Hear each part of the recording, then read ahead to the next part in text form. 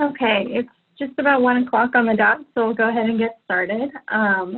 Thank you for coming to our presentation today. My name is Amy Knapp. I am an attorney in the Denver office. I have Lindsay here as well. I'll let her introduce herself before we get started. Hi, everyone. My name is Lindsay. I am an attorney in the Arizona office. Thanks, Lindsay. So today, Lindsay and I are going to talk about 2 recent developments in discrimination law. First, I'm going to talk about the historic Supreme Court decision in Bostick, which held that Title VII of the Civil Rights Act of 1964 prohibits discrimination on the basis of sexual orientation and gender identity. And second, Lindsay is going to talk about gender sidelining, which is an interesting new legal theory that's kind of generating some buzz in legal circles. So I just wanted to mention at the start of the presentation that afterwards the slides will be distributed, and a recording of the presentation will be on Sherman and Howard's website in case you want to go back and watch it again, or if you have to sign off early. So the Bostick decision was decided in June 2020. As I just mentioned, it determined that Title VII in fact prohibits discrimination on the basis of sexual orientation and gender identity, and it overturned many previous decisions that held just the opposite, that it did not protect those 2 classes. And I just, at the forefront, want to say that gender identity, that the term I'm going to be using in the presentation, it basically means that it's a person, their gender that they identify with, regardless of whether or not it corresponds to the biological sex that the person was born into. So it was a 7-2 decision. Justice Gorsuch wrote the majority opinion, and then there were 2 dissenting opinions written by Justices Kavanaugh and Alito. And it may not, in actuality, it may not be as progressive as a decision as it may come across in the headlines. And in some sense, it's sort of conservative, just in the sense that it was decided just strictly based on the text of Title VII, and it wasn't based on,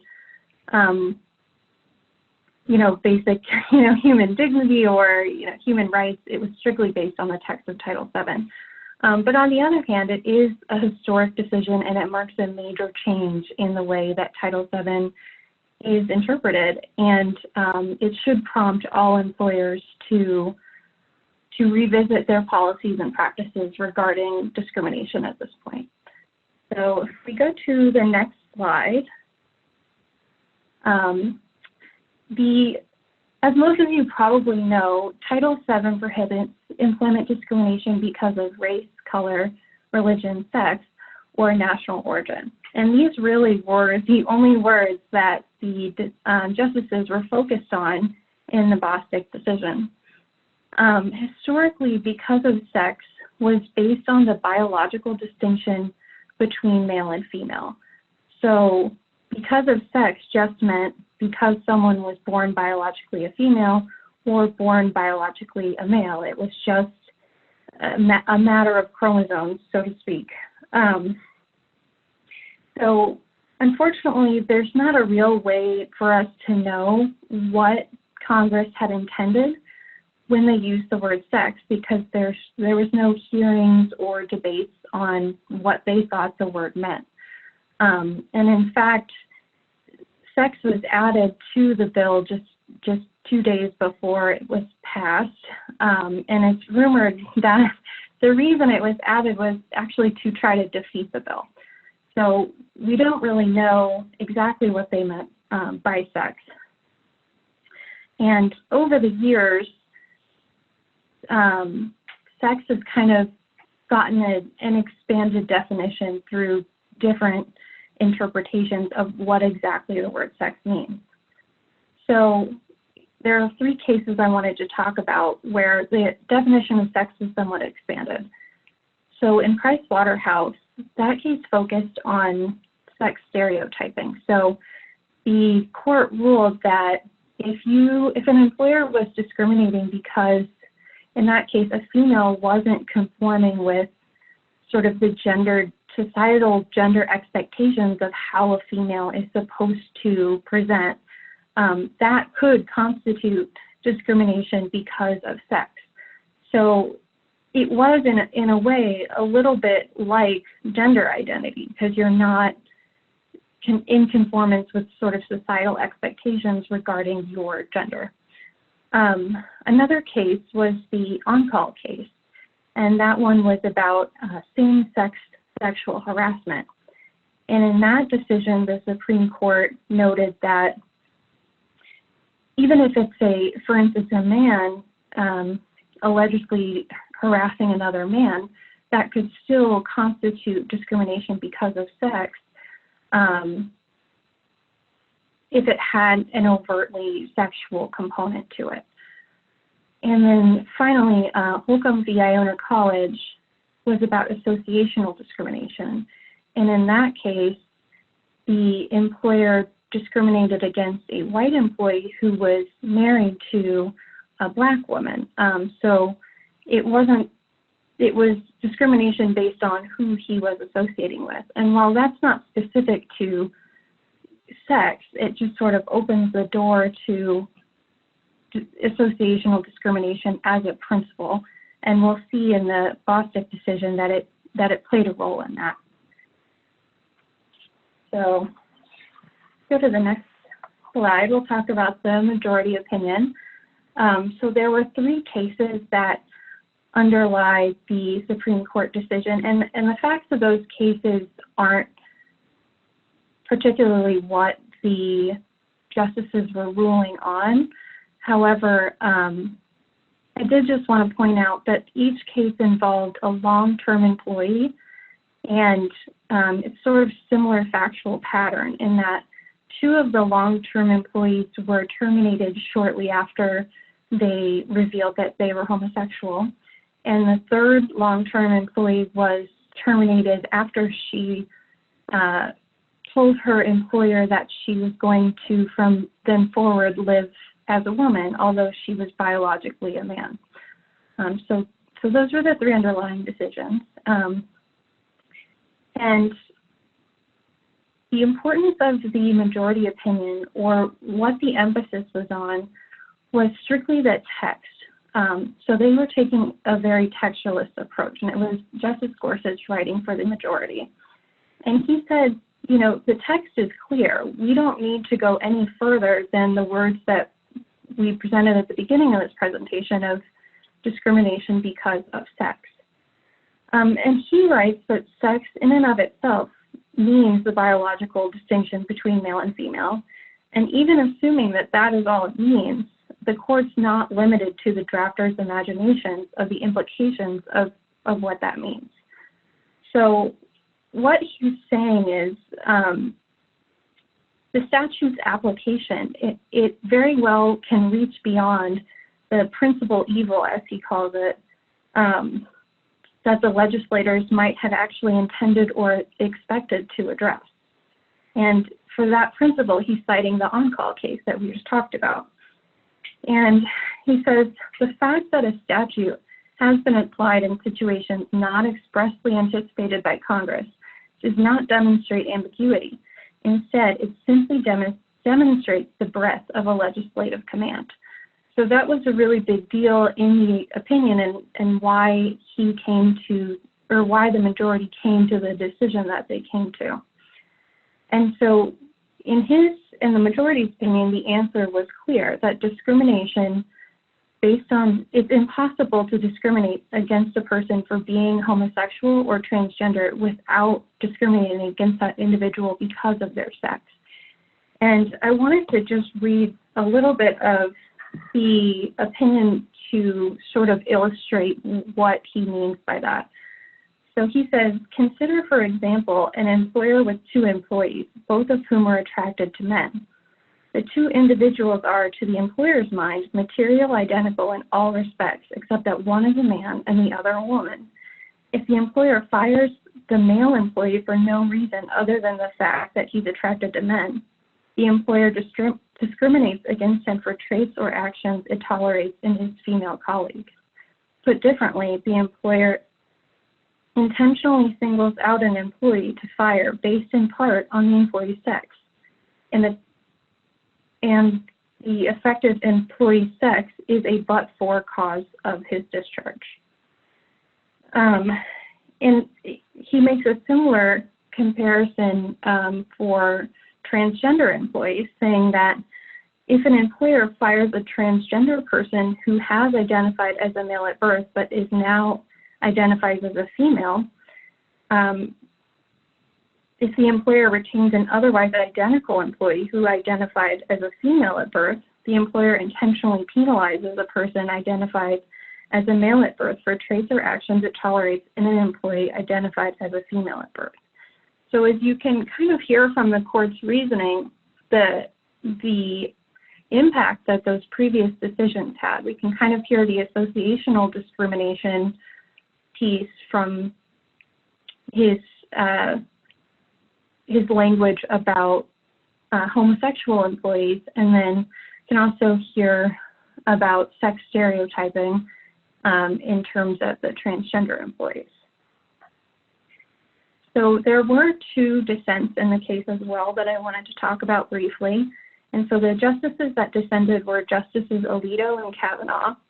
And instead of a textualist approach, they both emphasized instead an originalist approach. And the distinction there is that instead of what Gorsuch was saying about we're not limited to the imaginations of the drafters, they're kind of saying, well, we are limited to the imaginations of the drafters. And what did those words mean at that time?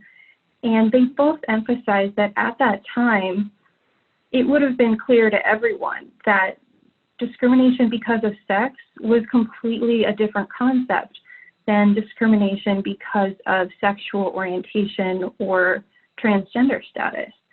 And they point to a number of different things to illustrate this point.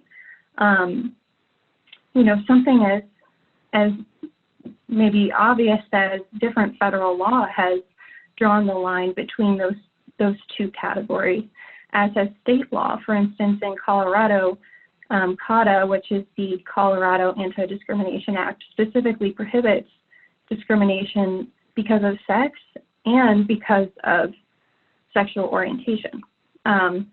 So kind of the common sense meaning of those words, as Justice Kavanaugh wrote in his dissent, is that they're different, and everyone at that time would have known that they were different. They also pointed to some historical context for what because of sex meant, and that it could not have meant because of gender identity or transgender status. So they pointed out that at the time, homosexuality was viewed actually as a mental illness in some cases, or it was viewed as something immoral. And there are also just clear distinctions in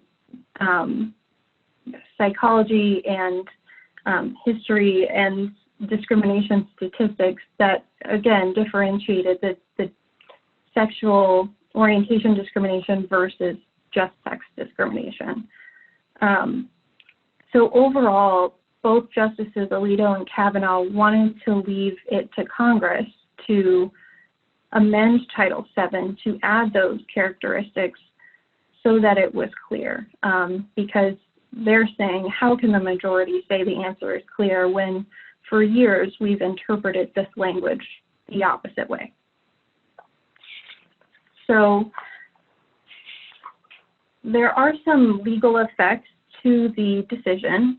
The court took pains to sort of emphasize that but-for causation does not mean sole causation.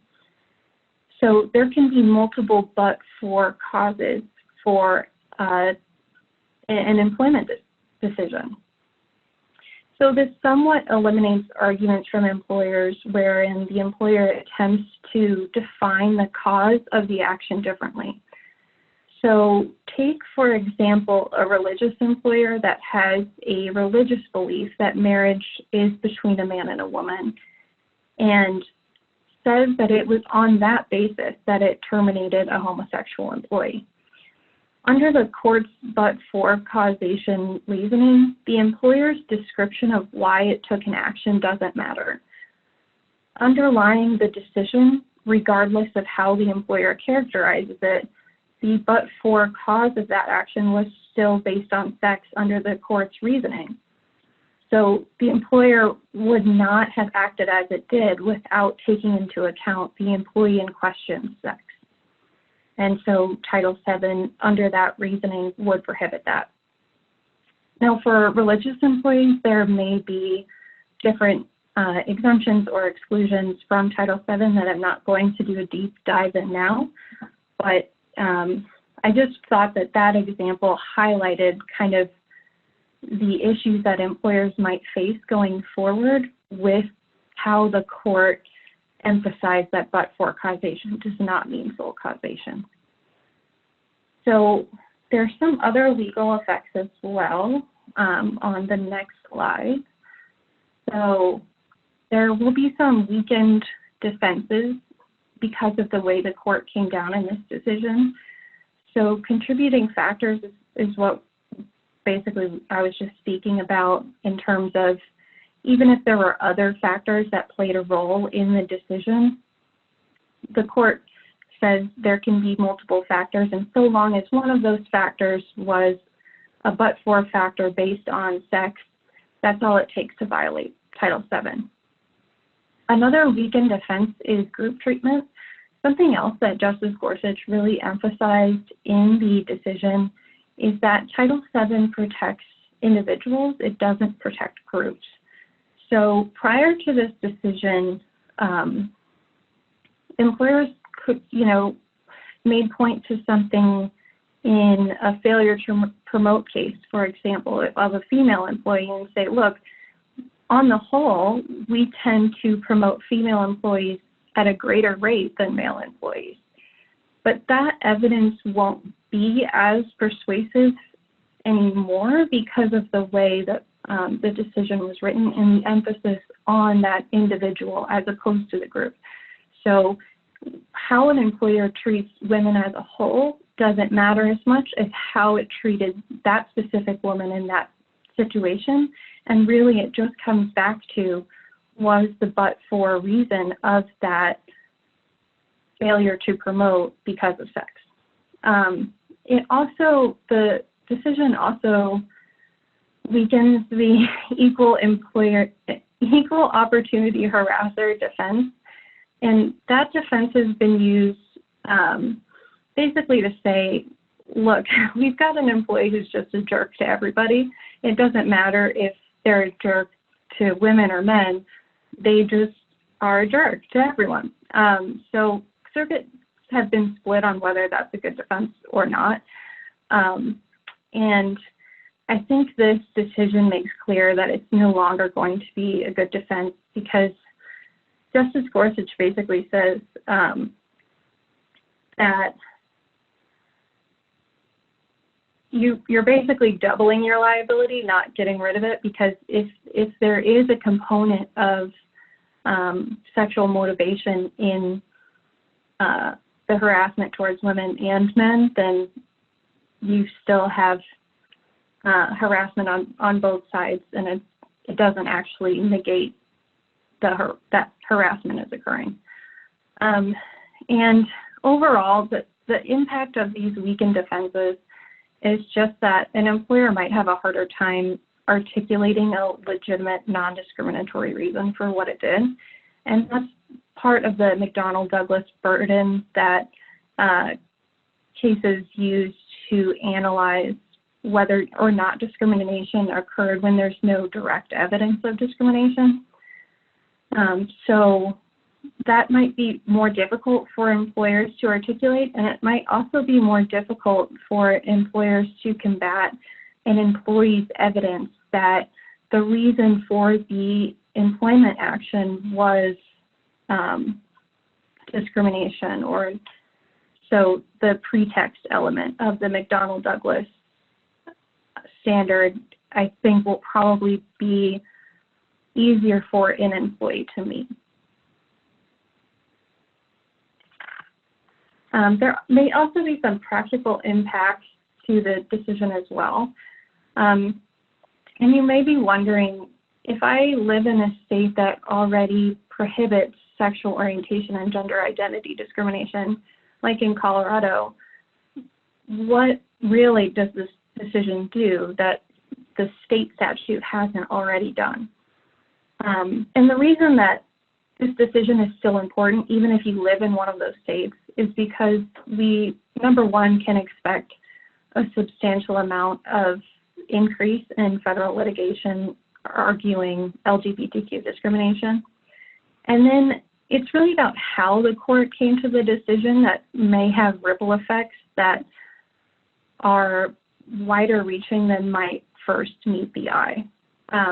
So now is a good time for all employers to revisit their policies and practices and benefit offerings to ensure compliance with this decision. So on the next slide, the first place that may be a good place to start is in your hiring process considerations. So there is EEOC guidance that provides that intentional and persistent refusal to use an employee's chosen name and gender pronoun can form the basis of a hostile work environment claim. So at the very beginning of the employment relationship, it'll be more important than ever to sort of start off on the right foot. And places you can do that are in your application. You can include a place for gender non-binary as opposed to just spaces to check male or female. And you may also want to consider having a space for an employee to identify their preferred pronouns. And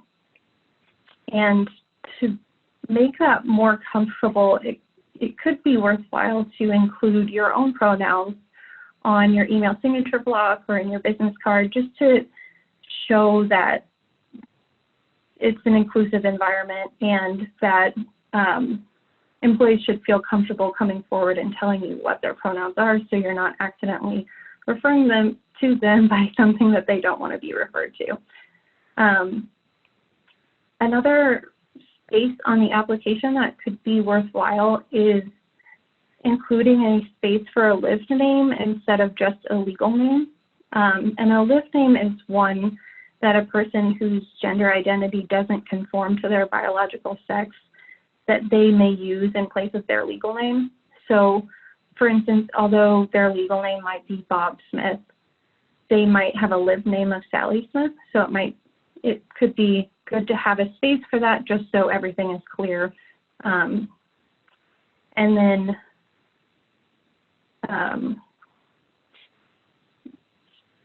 And before you conduct an interview, another good thing to do is just confirm the pronouns and confirm the lived name.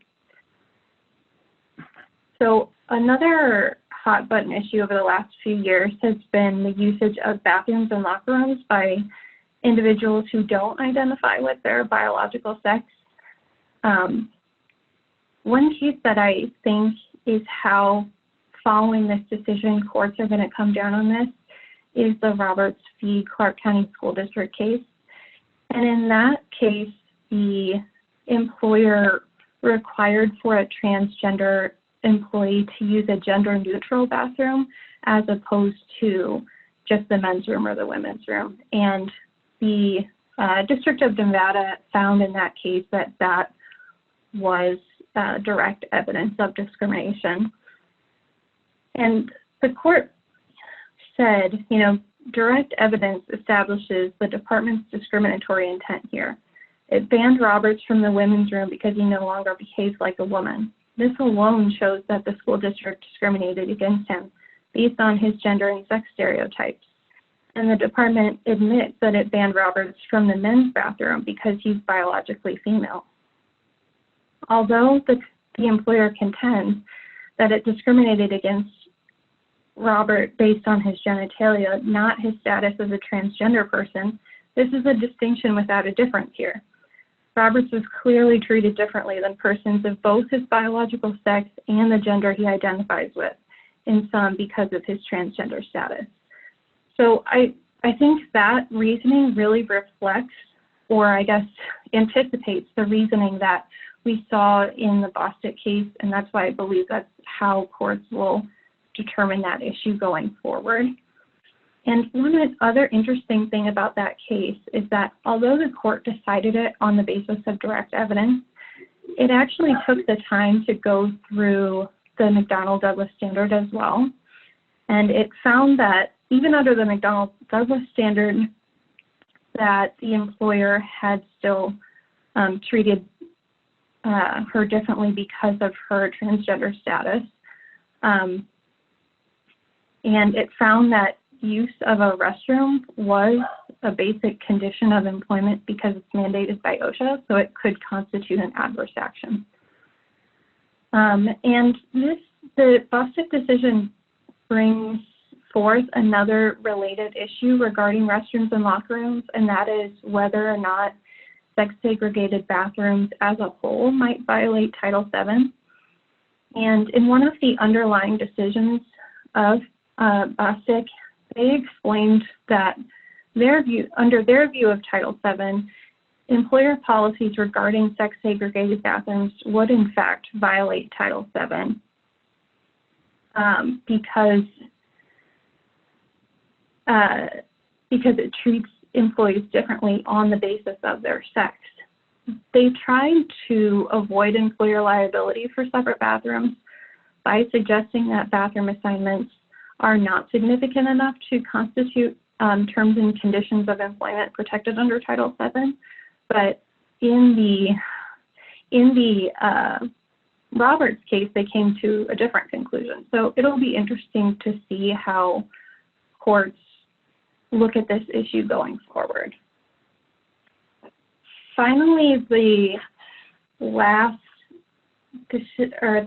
topic I wanted to talk about were health and benefit options. So ERISA, the Employee Retirement Income Security Act of 1974, exempts Title VII from its broad preemptive authority. And that means that the protective authority of Title VII generally extends to employer-sponsored healthcare benefits. And we've seen this before. The Supreme Court held in the Fort News Shipbuilding Co. that Title VII requires equally comprehensive coverage to both male and female employees. So this is something that will probably impact how employers should evaluate their benefit offerings to make sure that they're not treating homosexual employees or transgender employees worse than other individuals. So with that, I will let Lindsay take over and talk about gender sidelining. Thank you. Thanks, Amy. Okay, let's start with an example. A current employee, Sally, sues her employer. She alleges sex discrimination because she lost out to a promotion over a male colleague, Bob. Bob has less seniority at the company and he has less training. Well, company responds and says, no, it didn't promote Bob because of his sex. It promoted Bob because Bob has worked on big projects, X, Y, and Z. Bob goes to company events. Bob represents the company at recruiting events, and Bob stays late when we ask him to. And it's not that the company doesn't allow Sally to stay late, or it's not that Sally doesn't want to stay late, but Sally's just never really asked to stay late.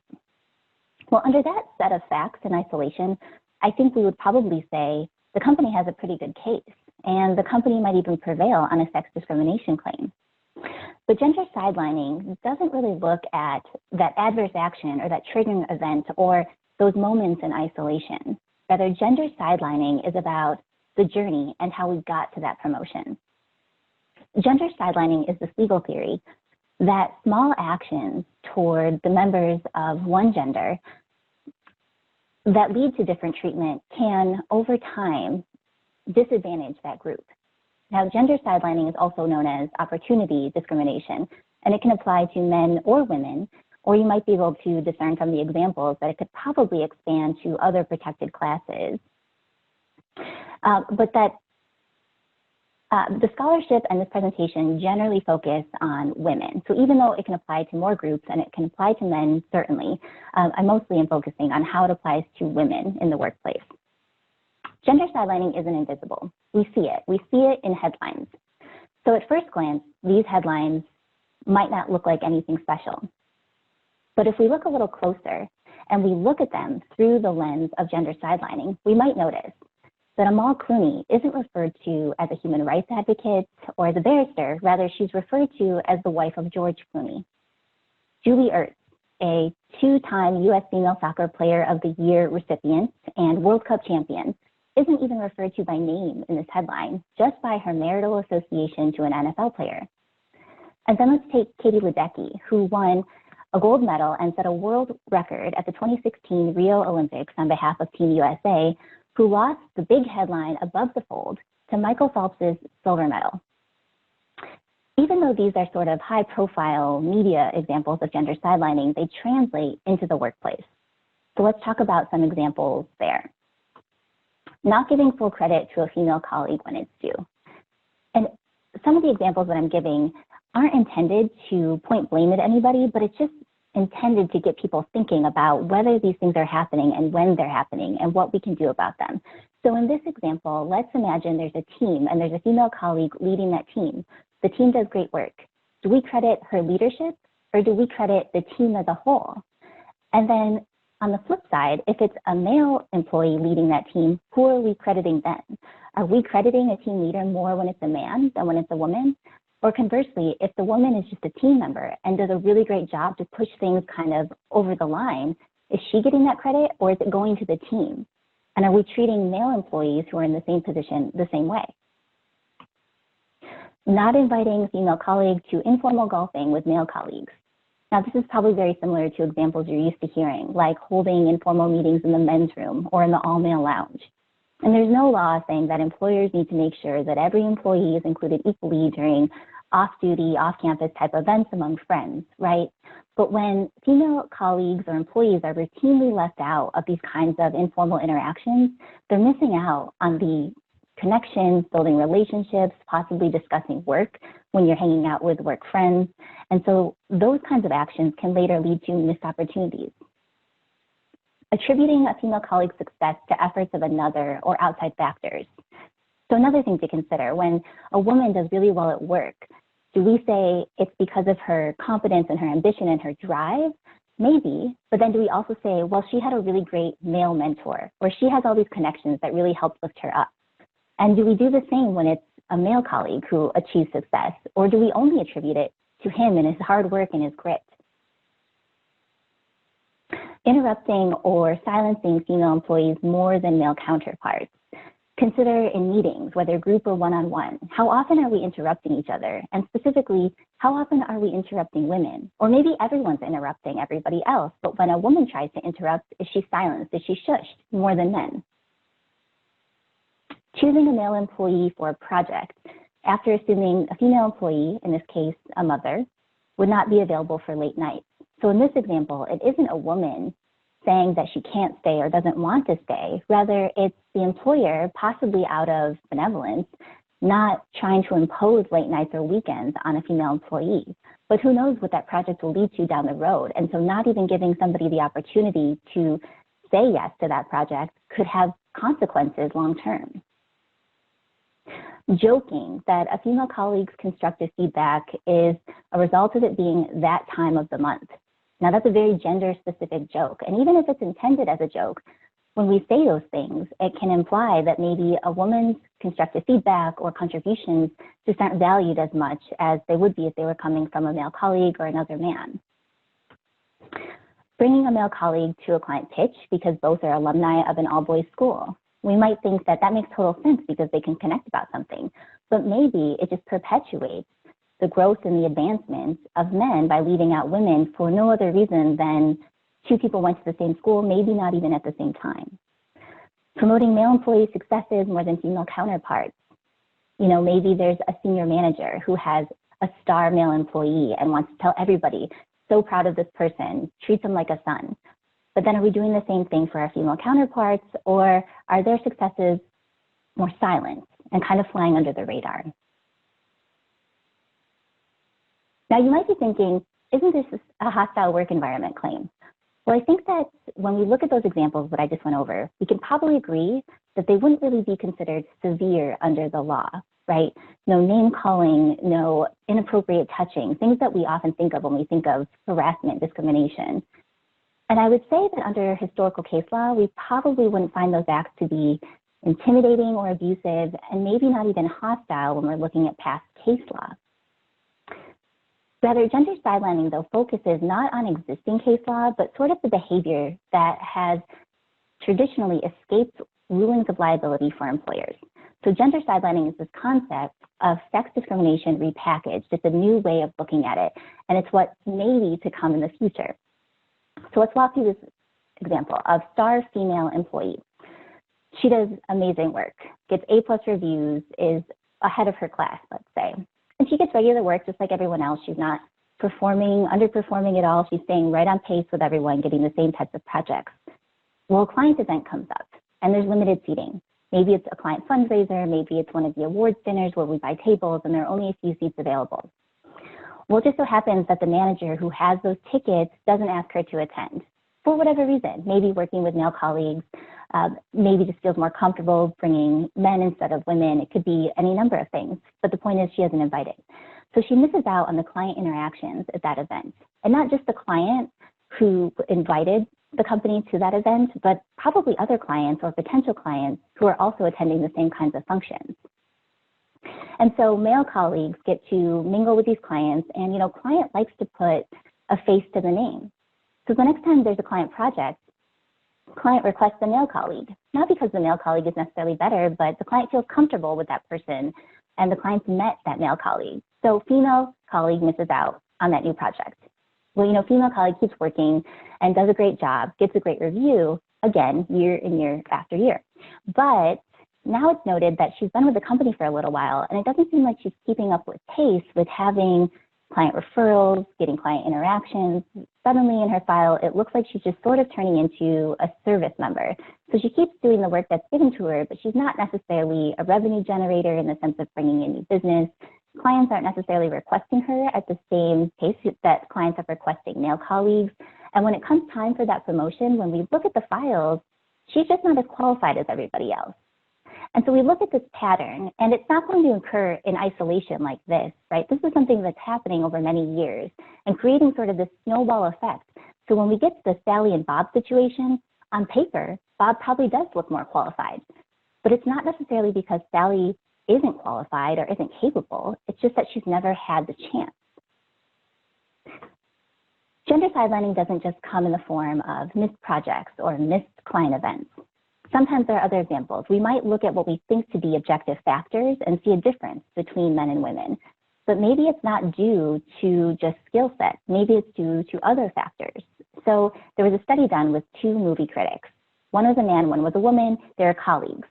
Well, for 2 weeks, they secretly switched email addresses. So the male colleague worked under his female colleague's email address without telling anyone, and vice versa. And they both answered and worked for, some of the same clients, had the same bosses.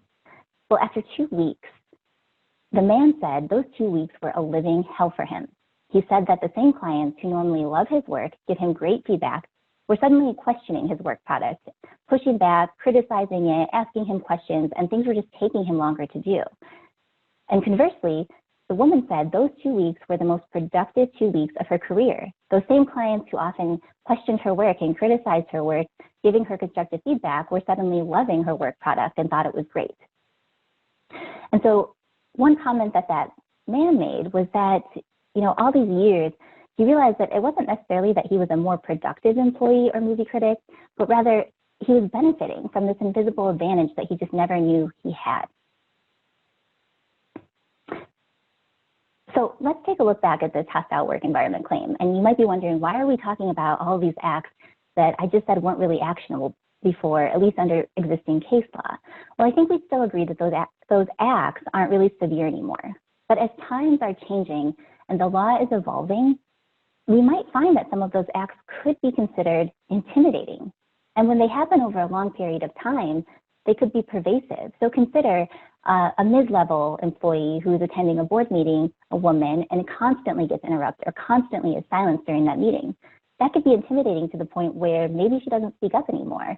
And then maybe she doesn't get to take advantage of certain opportunities or isn't offered those opportunities because she's been silenced so many times. And I think we could look at changing social policy and social culture and think that maybe those actions could also be considered hostile or abusive over time. Now, hostile work environment claims have the subjective and the objective component. And let's assume that a plaintiff can show that the environment was subjectively hostile to her to meet this part of the claim. It's really that objective part that's at issue, right? Is a reasonable person the same reasonable person who existed in 1990 or 2000 or even 2015? Is that the same reasonable person who's in court in front of a judge today or a fact finder today or next year or 5 years from now? Well, I would say things are changing, and this decision is one example. So in 2018, if you'll recall, the Me Too movement was still getting a lot of coverage and attention. This case involved a plaintiff who was alleging harassment by her supervisor over many, many years. So she brought, in part, sex discrimination claims and a hostile work environment claim. Well, I think a lot of people are familiar with the Farragher-Ellers defense. You know, employers will assert it, especially if there's no tangible employment action and they can meet the other elements of that defense. And often employers are pretty successful if they can prove that. So, you know, employers will typically argue that they acted with reasonable care in trying to prevent and eliminate harassment by having written policies that were anti-harassment reporting procedures, and that they applied them like that, and that the plaintiff failed to act with reasonable care by not following those policies and procedures, for instance, not reporting any conduct. It didn't give, you know, the employer or the plaintiff wasn't giving the employer a chance to act or react to any of those incidents that it didn't know about. So the plaintiff wasn't doing anything to otherwise prevent avoidable harm. Well, in this case, the county raised that exact defense. And at the district court level, the employer won on summary judgment. The district court found that the county had a functioning anti-harassment policy and that it was unreasonable for the plaintiff to fail to report so many instances of misconduct over the years. It went up on appeal, and the Third Circuit reversed. The Third Circuit acknowledged that while maybe it was unreasonable for the plaintiff to stay silent, the plaintiff's silence may also have been reasonable under the circumstances. The plaintiff testified that she didn't report many instances of conduct for many years because her boss had told her that his bosses, the people she'd report to, couldn't be trusted. She'd also learned of reports by other employees about her boss's behavior that went unanswered and unacknowledged. And she had to deal with his day-to-day hostilities depending on his mood, so she feared retaliation, and she was in a financially vulnerable position in her life where she couldn't afford to lose her job. Now, in coming to this decision, the court also noted in a footnote that the Me Too movement was shedding light on why people were staying silent for so long. And so the court noted that while the policy underlying Farragher-Ellers places the onus on the harassed employee to report her harasser and would fault her for not calling out this conduct so as to prevent it, a jury could conclude that the employee's non-reporting was understandable, perhaps even reasonable. That is, there may be a certain fallacy that underlies the notion that reporting sexual misconduct will end it. So let's take a similar example, but on topics closer to the one we're talking about right now. In 2000, the Ninth Circuit issued this decision, affirming summary judgment for the employer. This case involved an employee bringing claims of sex discrimination, hostile work environment, and retaliation. Now, in support of her hostile work environment claim, she alleged that this is some of the stuff she had to put up with. Among other things, the chief, her boss, told a pregnant maid, "That's what you get for sleeping without your underwear," asked her why she was pregnant by another man, and made comments about that maid's ass. The chief regularly offered to give another maid money and an apartment to live in if she would give him her body. He assured her that she would never be fired if she would have sex with him. And he told another, "You have such a fine ass."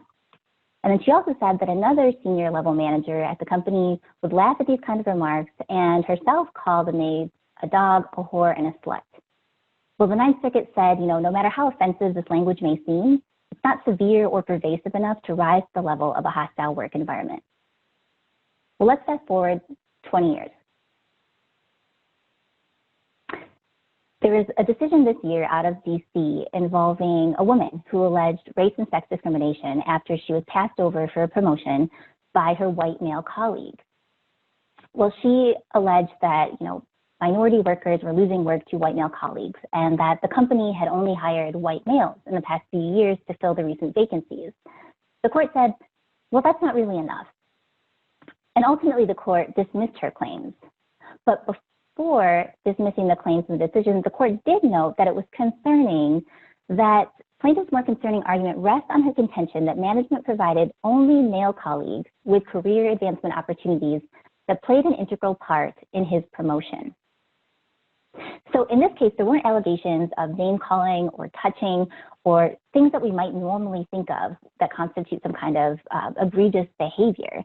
But it's interesting that the court, even though it dismissed her claims, noted that those missed opportunities might constitute something. And the actual facts alleged in this case weren't a great test case for gender sidelining. When it comes to this missed opportunity, the plaintiff could only allege one instance of a missed training opportunity that actually went to her male colleague who was promoted before the promotion came up, and she couldn't even remember when it happened. But the point is that there's a new focus here, and the courts are recognizing it 20 years later.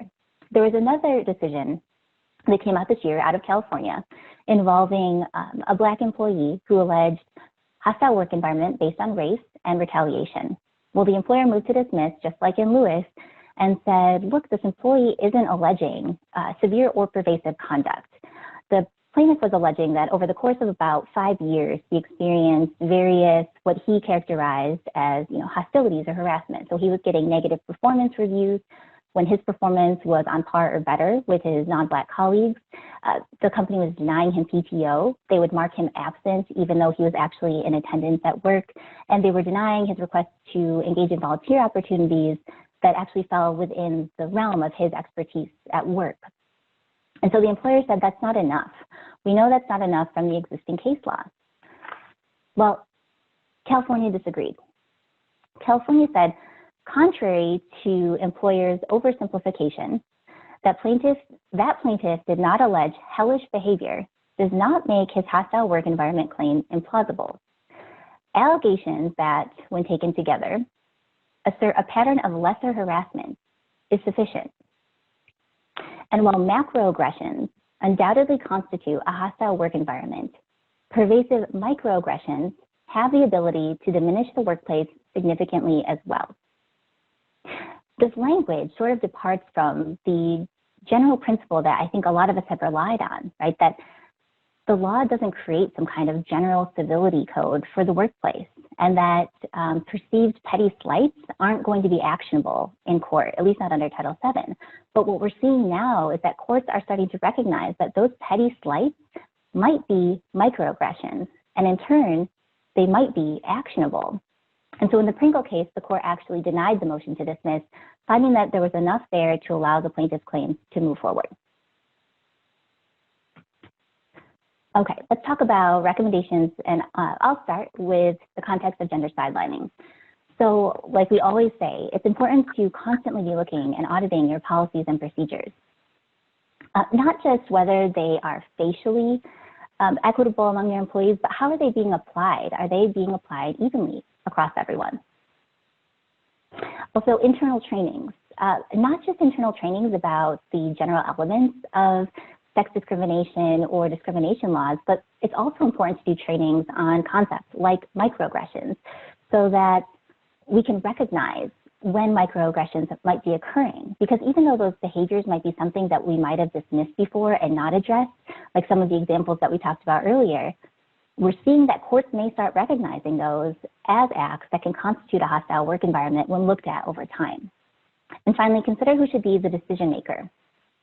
And what I mean by that is in the example I gave about the mom, I think that sometimes supervisors who are looking out for their star employees. They don't want them to experience burnout. These things might come from a benevolent and a really meaningful place, looking out for that employee.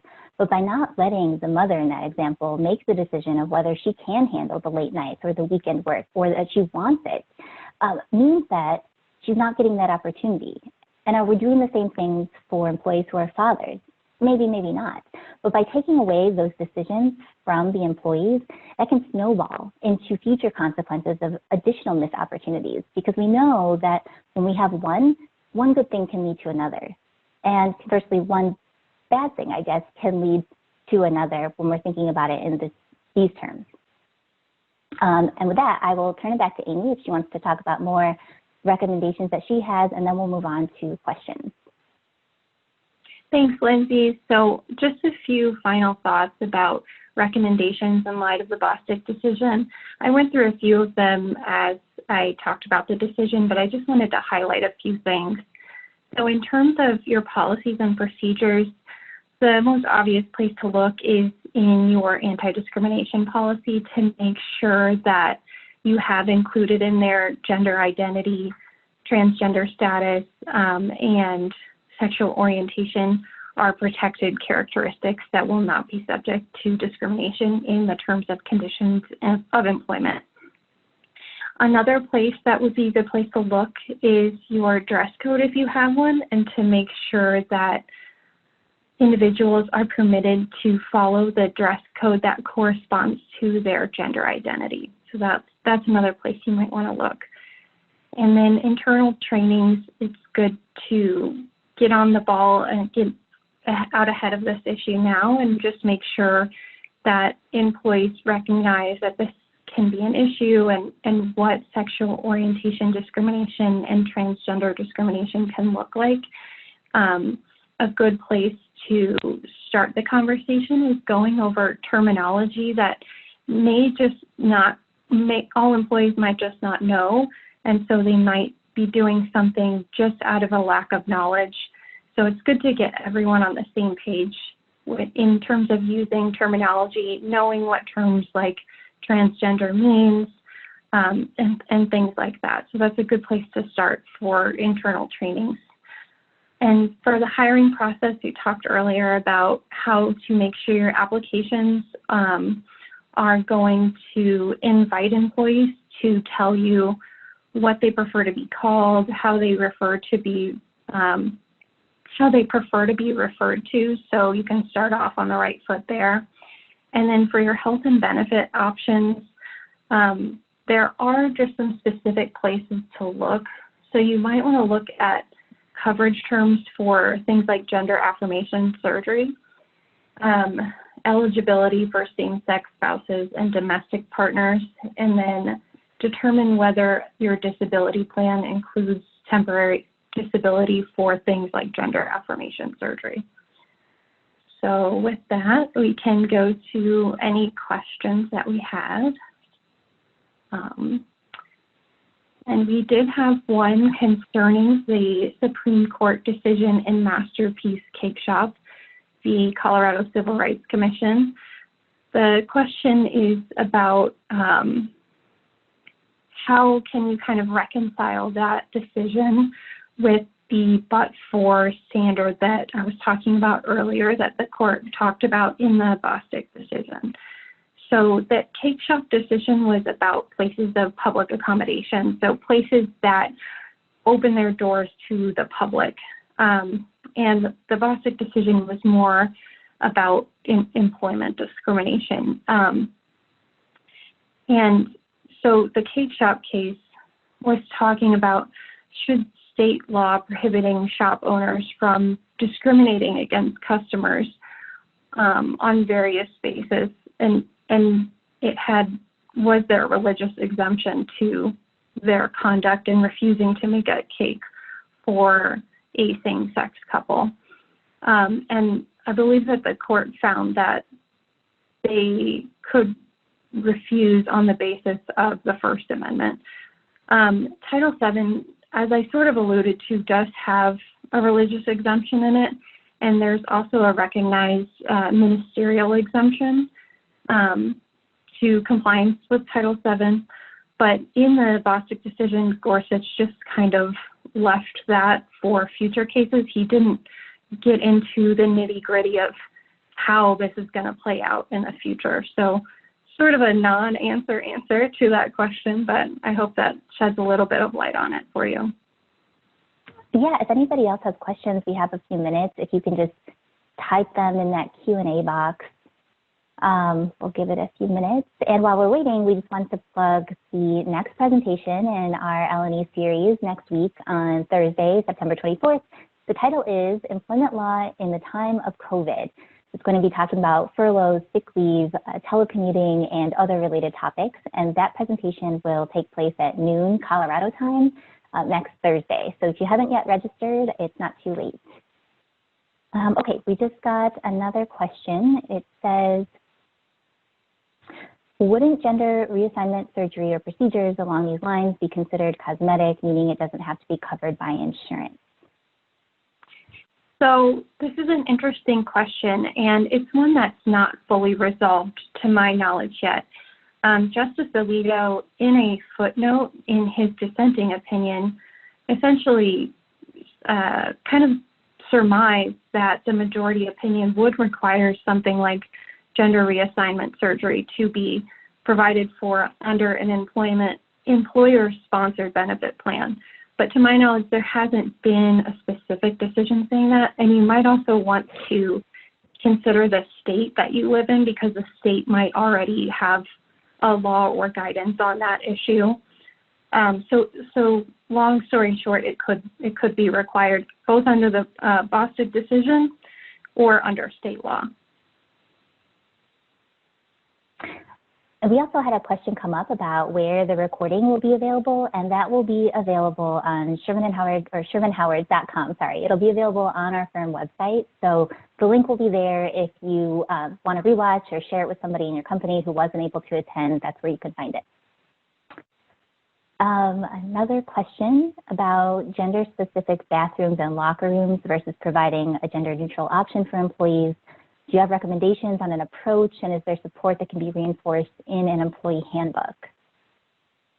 That's a great question, and one that I think the answer to will continue developing as the case law in light of this decision develops.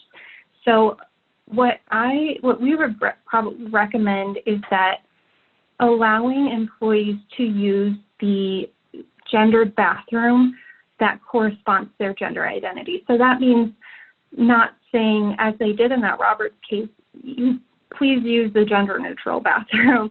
That's not to say you can't have a gender neutral bathroom. I just wouldn't have a rule saying you can only use the gender neutral bathroom if you're transitioning or if you're transgender, or if you want to use a bathroom that doesn't correspond with your gender identity. And to reinforce that in your employee handbook, you could just say something as simple as that, please feel comfortable to use the bathroom that corresponds with your specific gender identity. And if you have any questions or concerns, please contact Human Resources about this. Thank you for your question. Okay. I think we have time for one more question. And so if an employee prefers to be called, for example, Precious Diamond, however, their I-9 name is John Smith. All our documents are John Smith. We refer to the employee as Diamond, but in communication to the employee, we would place their full legal name in the address and letterhead, but use Dear Diamond to the body of the communication. Is this appropriate?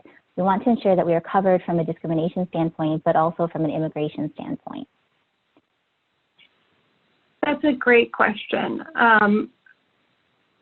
I believe that your approach is appropriate in that if communications to employer in the address and letterhead, just to ensure that for immigration purposes that you're documenting the correct employee, but then in the body referring to them as their lived name. I think that's probably a good approach.